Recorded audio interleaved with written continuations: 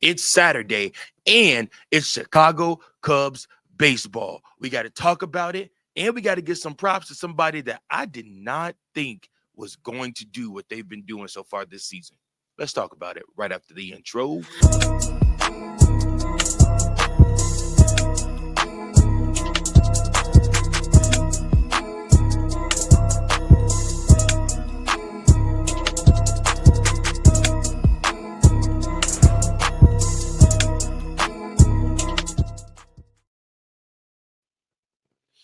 What's going on, Cubs fans? Come on in. It's your boy Mike Jones back again with another episode of Chicago Cubs Central. That's right, your number one spot for all things Chicago Cubs. Listen, guys, we do 7 days a week Cubs content here on the channel. Appreciate each and every last one of you that have tuned into these videos, that view these videos. Shout out to the new subscribers, those of you that are joining the C3 network or rejoining the C3's fam.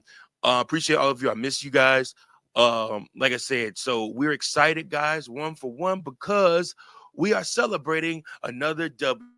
That's right. Go Cubs, go. Go Cubs, go.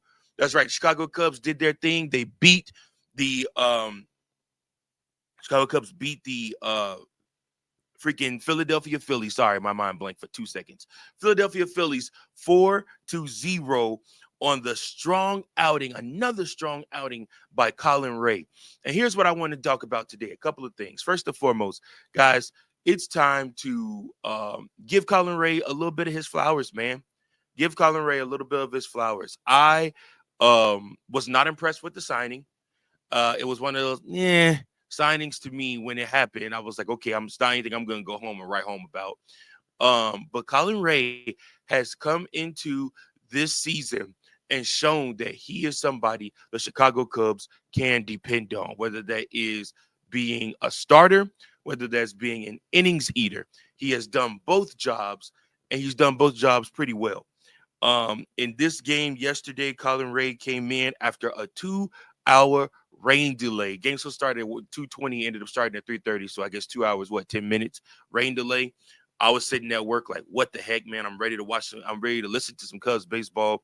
Couldn't even do that, man. I was pissed about it. But at the same time, the Chicago Cubs did not disappoint.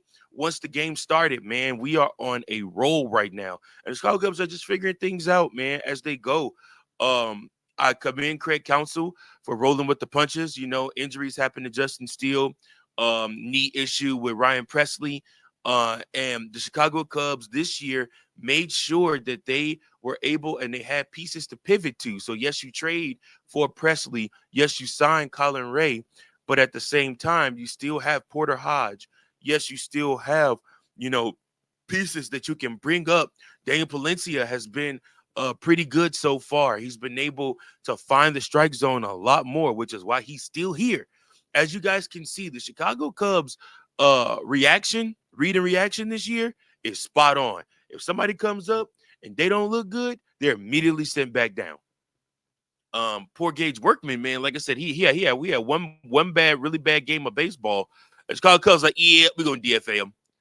And they literally signed and brought back Nicky Lopez. So, you know, the Chicago Cubs are not playing around this year. They want to win. They want to compete. And they want to compete at the highest level.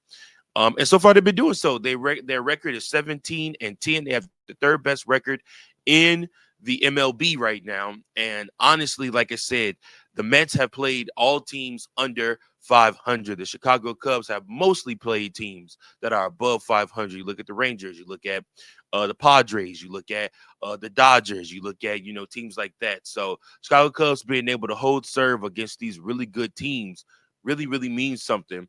And we'll be seeing those Mets next week. So like I said, it's not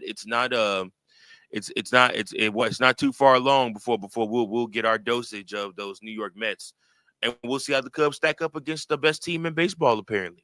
So we're excited for that. But yeah, back to my thought though. Collin Rea has been really, really good over these first couple of starts.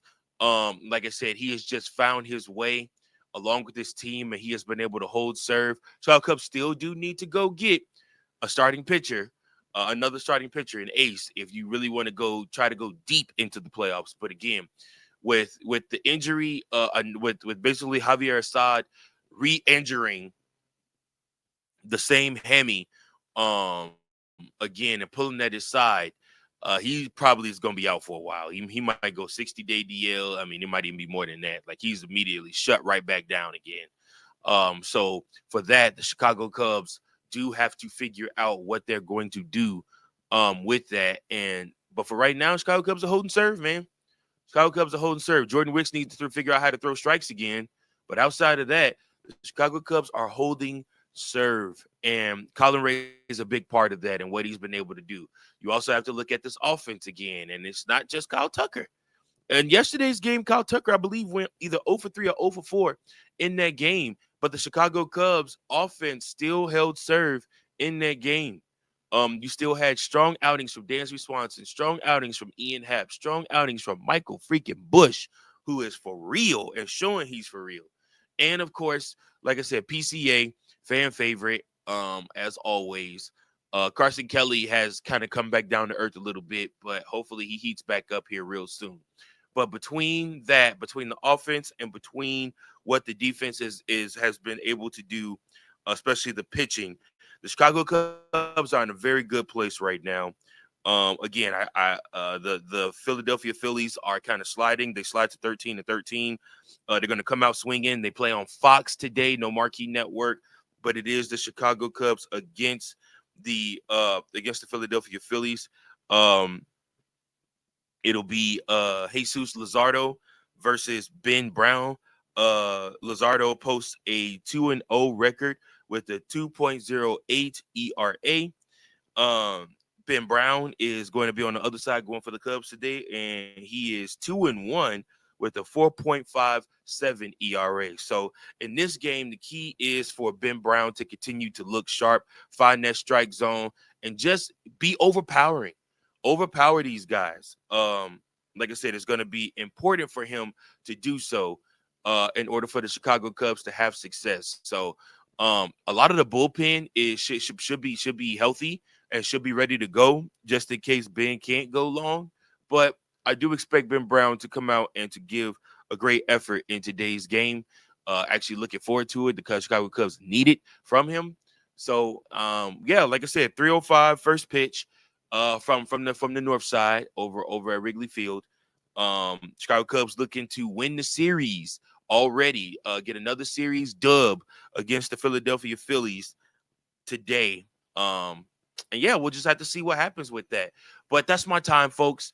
I did have a question of the day for you, though. The question of the day is, do you believe that Collin Rea can be the long-term starter added to this rotation for the Chicago Cubs? Do you believe that they can keep him in this rotation even when, they do eventually trade for that ace? Do you think they should keep Collin Rea in this rotation even once they trade for an ace? Let me know your thoughts, guys. I appreciate each and every last one of you. Please comment below. Thank you all so much for joining in and tuning in to another episode of Chicago Cubs Central. Please make sure that you like, share, and subscribe to the network. And as always, we love to have mailbag episodes. So if you want to call and leave a voicemail, you can leave that voicemail at 217-816-5498. Or you can write me at cubsbaseball1992@gmail.com. Appreciate each and every last one of you. Until next time, go Cubs go. Peace.